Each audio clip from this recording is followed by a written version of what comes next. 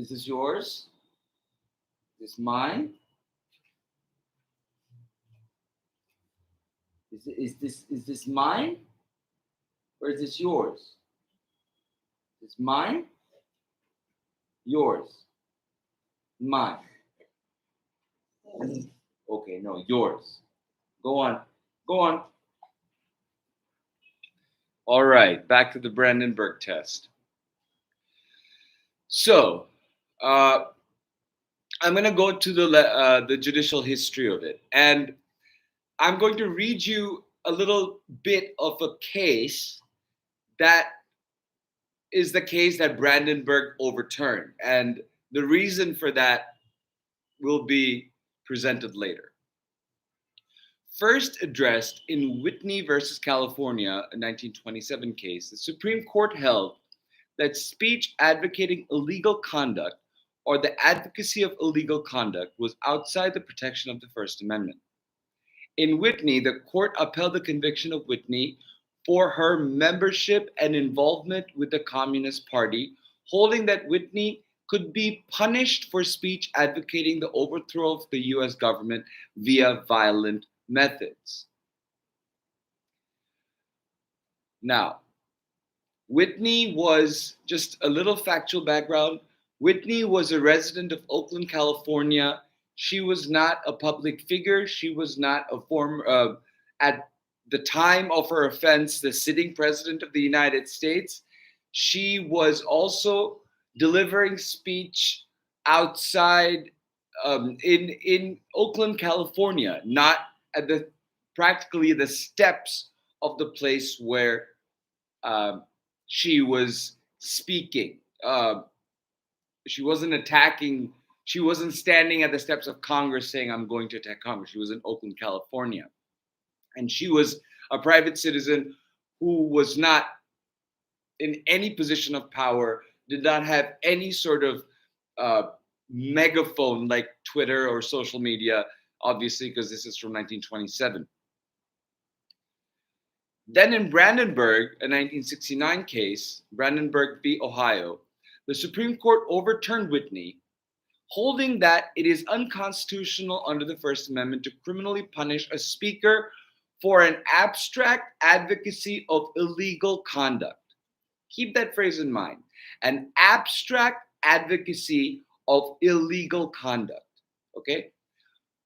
Only speech that is intended to and likely to incite imminent lawless action could be punished.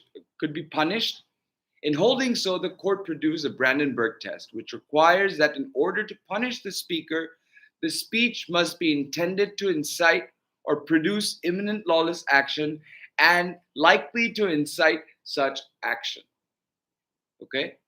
And this test has been upheld many times, and the latest one was Stewart v. McCoy,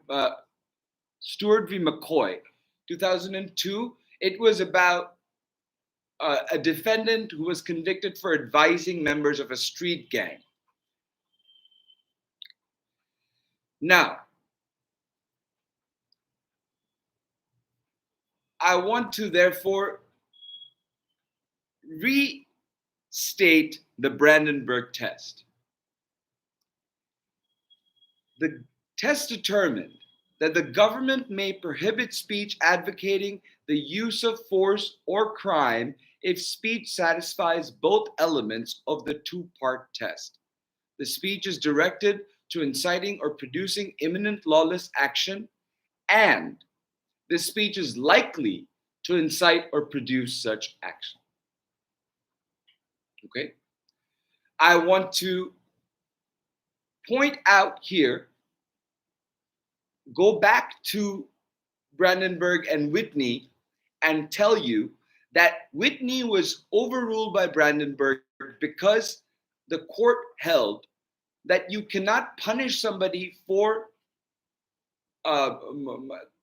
to have violated the First Amendment. You cannot hold somebody to have violated the First Amendment and therefore hold them criminally liable for an abstract advocacy of illegal conduct.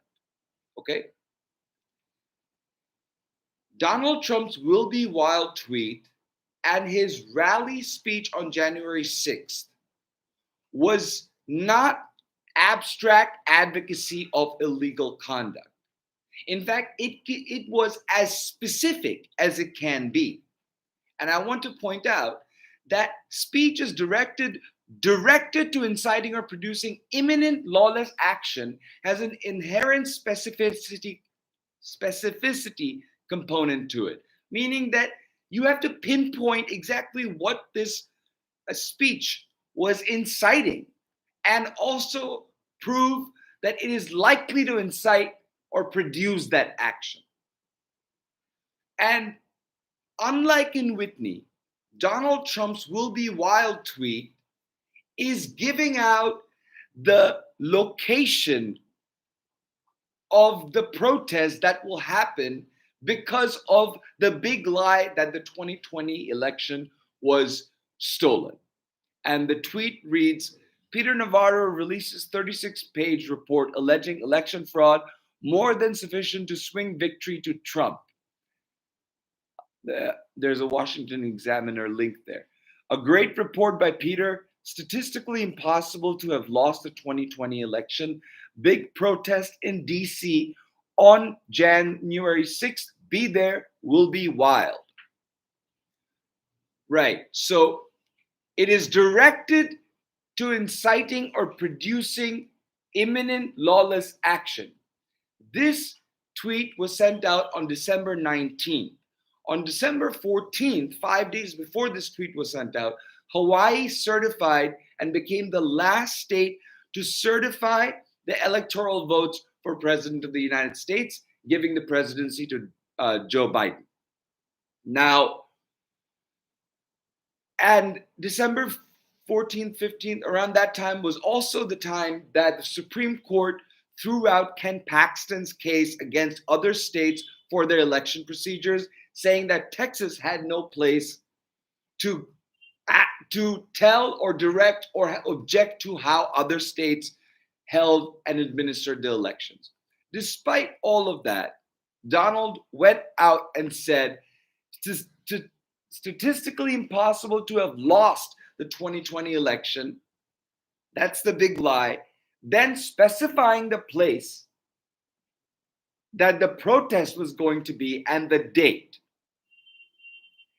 And when you add that to his speech on January 6th, Donald Trump ad-libbed major parts of his speech. He also went after Mike Pence many more times than that was written in the speech, knowing full well, because he was told the night before, that Mike Pence could not do anything, and he knew full well that Mike Pence was going to follow procedure and do his ministerial duty of certifying the electoral votes.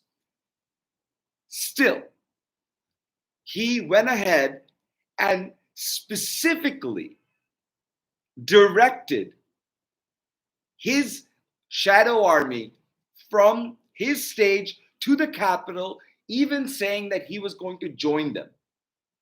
And maybe he intended to join them, maybe he didn't.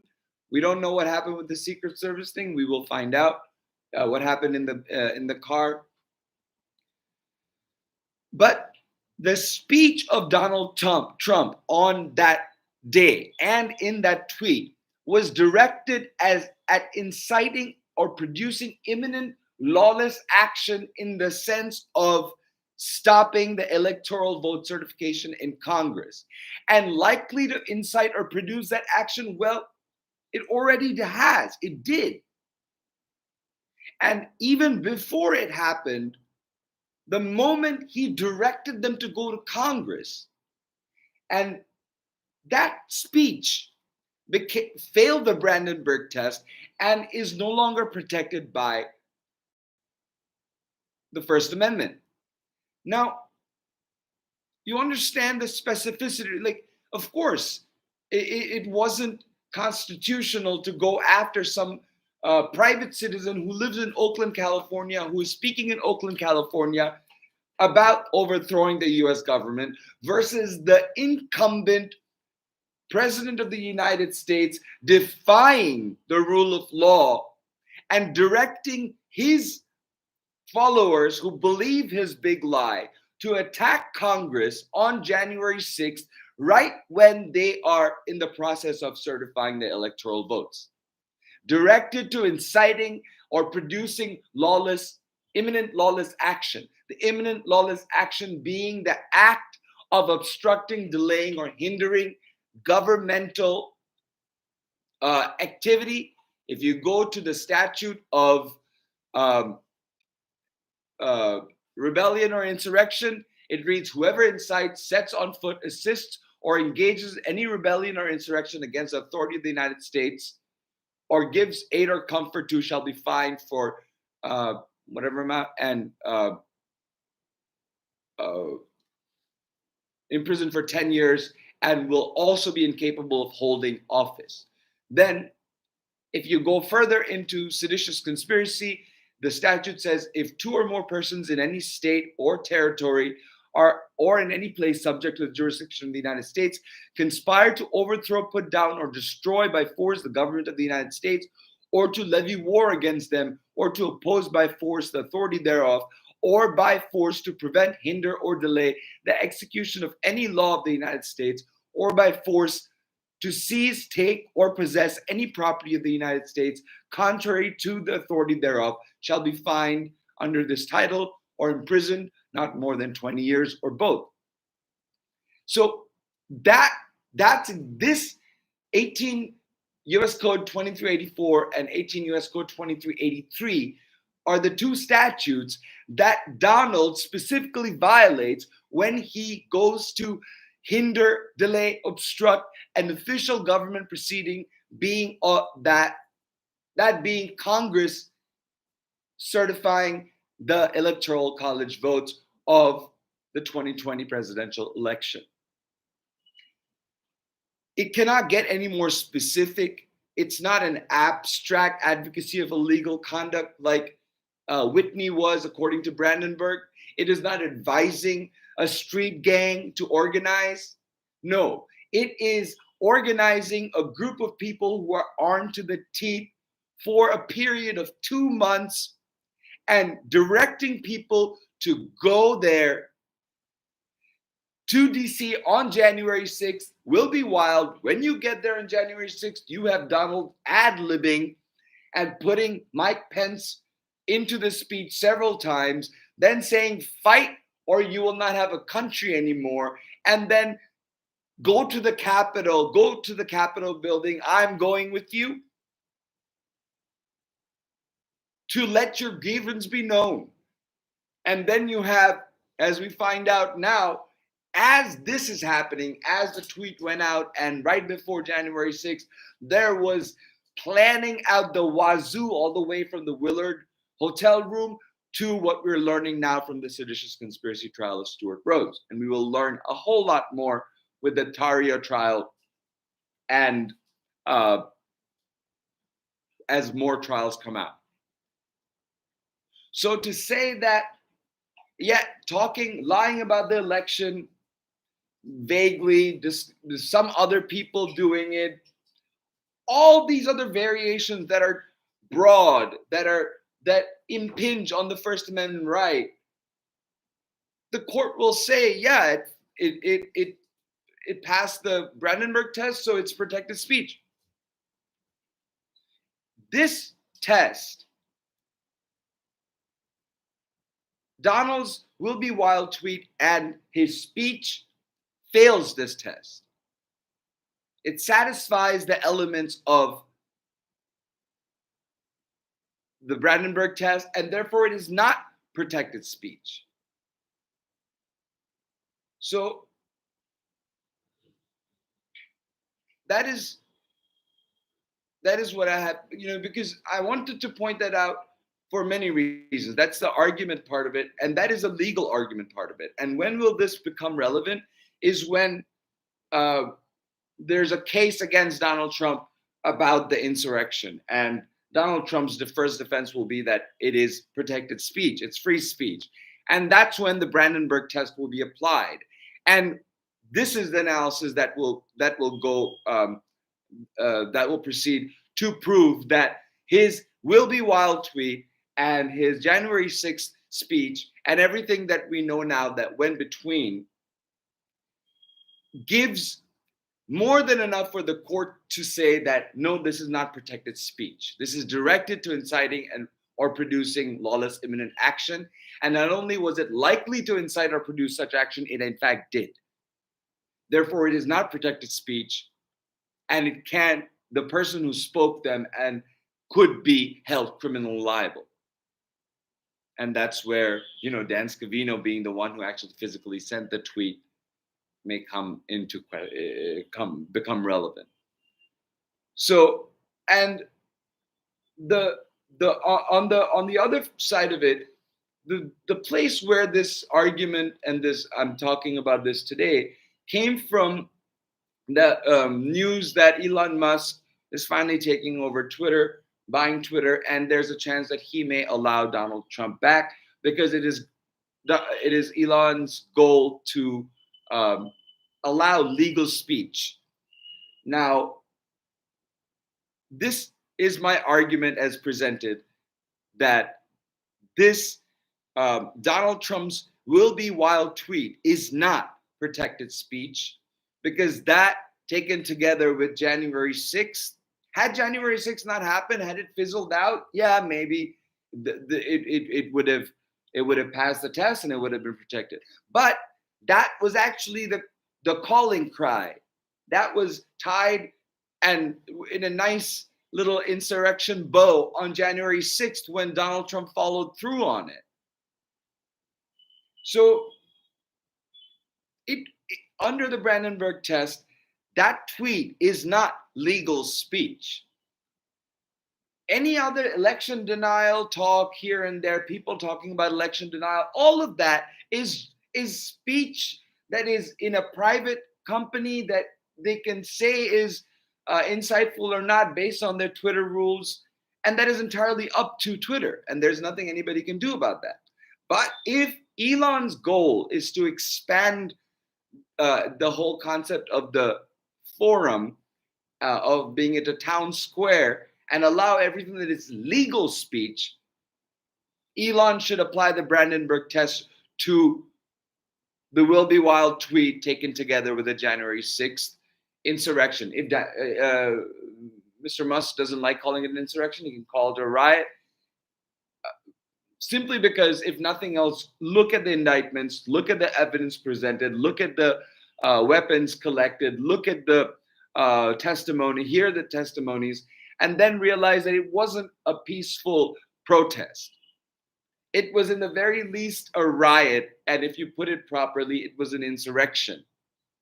And that big lie continues to this day. And when it comes out of Donald Trump's mouth, or when it comes out of somebody's mouth who was instrumental in forwarding this lie for the purpose of inciting something, like, come to this rally, we're gonna go here and it will be wild, and then you get to the rally and they say, yeah, it will be wild. Now we're gonna attack, or we're now gonna go into Murad into some government building and essentially assault police officers and rummage through documents and offices of federal officials and cause the deaths of 5 police officers. That doesn't sound like a peaceful protest.